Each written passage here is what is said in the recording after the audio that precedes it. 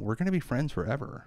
Yeah. And then one of the things that they hit you with in treatment, oftentimes is that, there's 3% of people that sober up the first time actually stay sober, and that relapse is super, super common. And it's kind of a weird reality of that they hit you with that, because you're like, wow, some of us aren't going to make it, Yeah. And you don't want to believe that. You're like, right. Wait a minute, we're all here. We're all super determined. Like, why wouldn't any of us make it, you know? And that's the truth, like, what are your thoughts on that? Because we were kind of getting into it, and Jordan was kind of sharing his opinion on it, and he was saying that he didn't like that.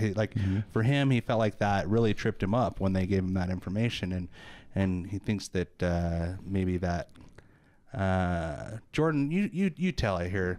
Like, you were saying that you feel like it makes things seem hopeless.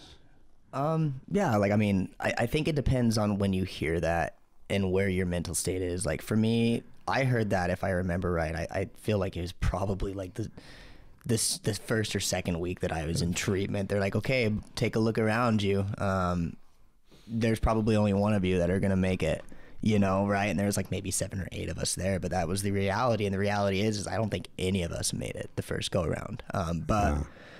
What I didn't like about it is when you're coming into a rehab state, you're already, like you had mentioned earlier, Willie, you're already a victim. You've put yourself on the sideline and proceeded to complain about how your game is being played. So when you come into rehab and somebody tells you, hey, dude, the odds are stacked against you and you're already a victim, it's so much easier to play devil's advocate and say, well, forget it, man. Like, you're right. The odds are stacked against me, and nothing has ever worked for me in my life, which is why I'm in rehab. So I'm just going to go right back to what I was doing. Yeah. So I think it does take a level of accountability and a few wins to be able to say, holy shit, I am the 3%. Like, cause it's a change. It's, you got to be able to say I am versus, be afraid of it, I guess. I don't know.